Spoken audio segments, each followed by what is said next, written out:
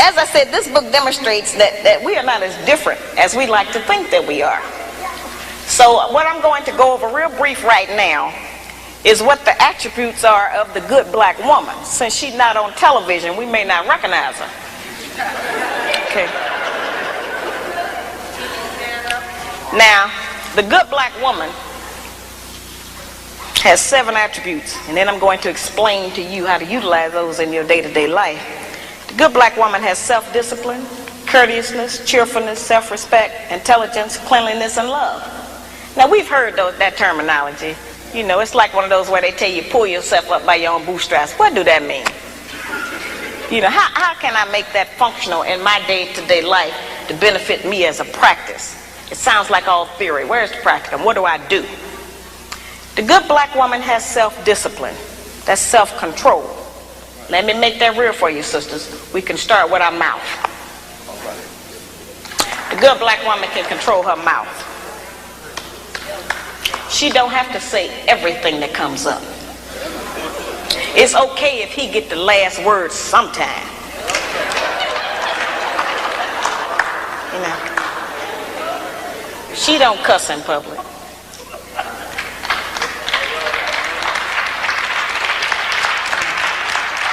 And she works on not cussing in private. She don't tear a man down with her mouth because they can't out-argue us. Can't nobody out-argue us.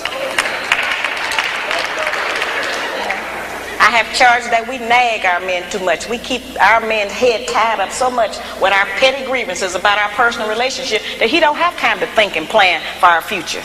Because he got to deal with what's going to happen with us every day. You know, it's real odd. When the black man come home, he almost have to do a wind test or stick his toe in the door. He don't know what's waiting. He don't know who in there today. He know it's a possibility that there's some kind of new monster that he didn't even know about yesterday. So, you know, we need to not make it like that. We need to not be so vicious with our mouth. You know, men are not petty like that. They're not going to out-argue us. And it has been proven that verbal abuse is just as harmful as physical abuse.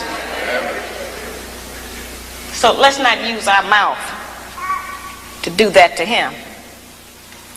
The good black woman is courteous. She says, thank you, baby. I appreciate you doing that. I appreciate every effort you make. Try harder. I'm going to work with you. Thank you. I know you did your best. Now that's a whole new language.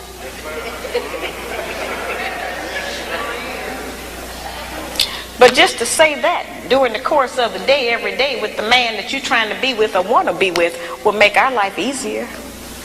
We can't get it if we don't give it. We keep wanting them to give us and do something for us that we refuse to do and give to them. It don't work like that. The good black woman has self-respect. She don't have to go out naked just to get the attention of a man.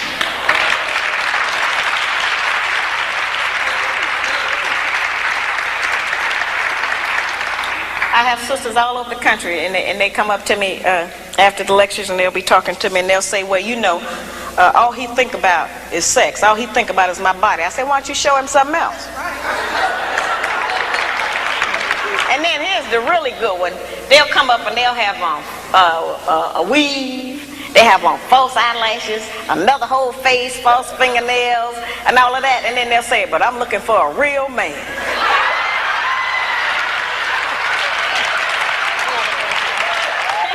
It's real deep. I say, why? What do you want a real man for? The good black woman can pull a dress down without thinking that it devalues her. She doesn't have to use her body because she has so many other good attributes about herself to get the attention of a man.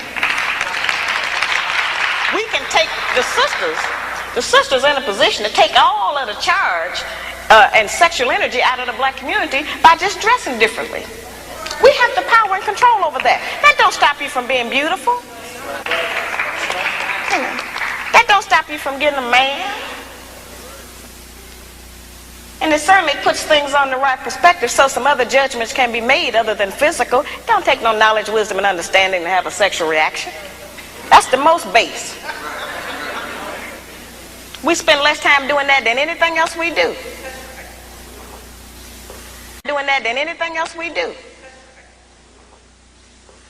So, you know, that doesn't always have to be the forefront issue. We know we are capable of that. The good black woman has intelligence, meaning that she knows how to behave properly in the streets. She's not in the wrong place. Some of our women don't know what else to do other than go to the bar. They need some activities. Some of our women thinking that staying home on the weekend is some kind of sin.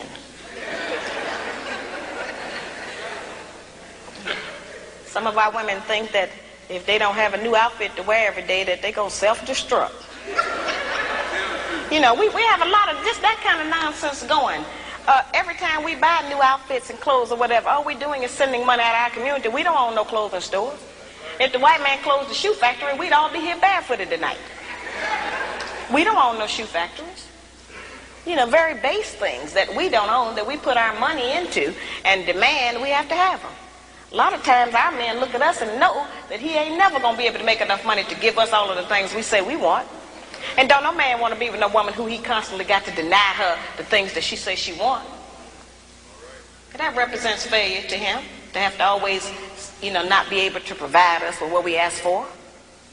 One of the ways we can do that is to start being satisfied with less. You know, the good black woman is clean. Now that's a hard one.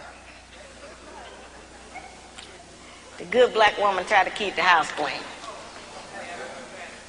Good black woman is clean by her own body.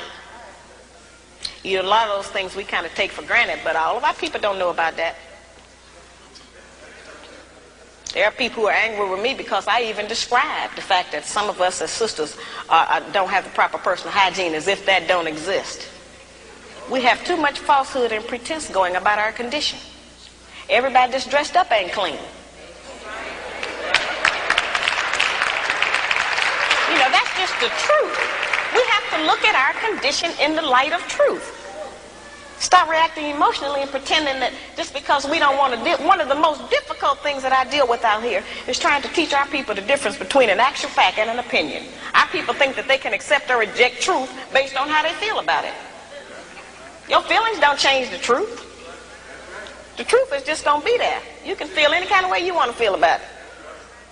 Those kind of emotions have kept us from growing.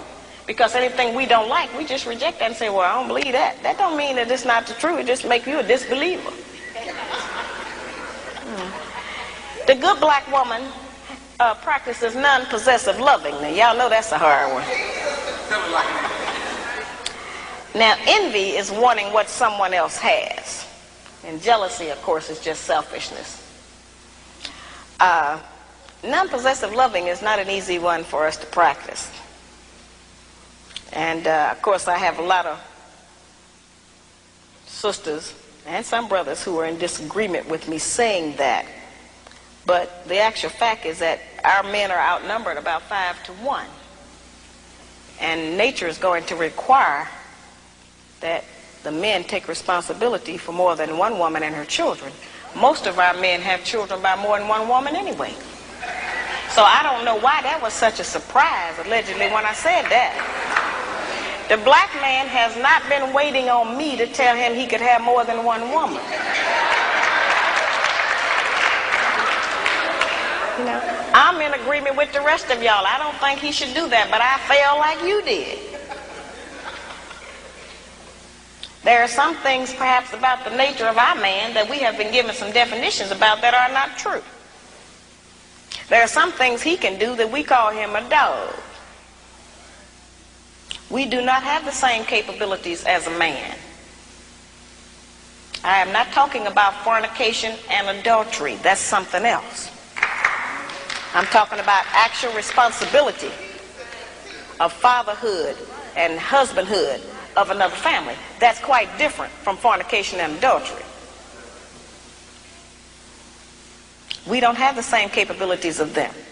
That's right. A man can have 2 homes, 2 sets of in-laws. He can eat dinner at 2 houses, 2 sets of children, 2 garages, 2 separate sets of friends attached to that woman. He can have all of that. We can't do that. We can't cook dinner at 2 houses.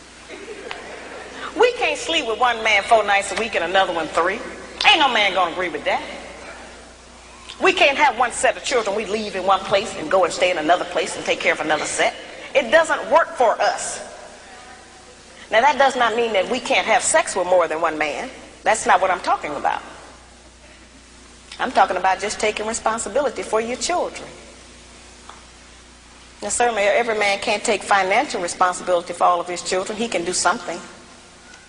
But a man who is spending time with a child is going to do something for it. Because then they'll find out what we have since we've been taking care of them by ourselves. You don't like to always say, no, I can't do it. No, I ain't got it. So the children will make you get it up. You spend some time with it. You know, that's an important thing. The effectiveness of the principles that I just described, their usefulness has not diminished just because modern opinion has changed about them. There is not a black man in this room who does not still enjoy it if his woman bake him a cake. Well, our young daughters are being raised and taught that that's old style and that's out of fashion. We are not making those rules. Somebody else is, and they're imposing them on us and making us think that we have to qualify under them.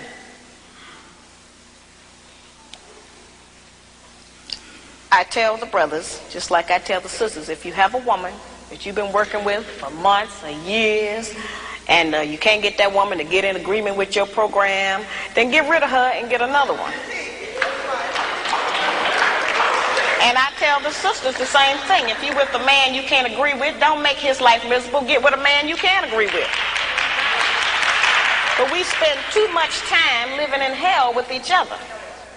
We spend too much time tearing each other down, trying to make the other person do different or function different. If you want somebody to change, first change yourself. We set the example. We are the teacher. We are the mother. We set the example.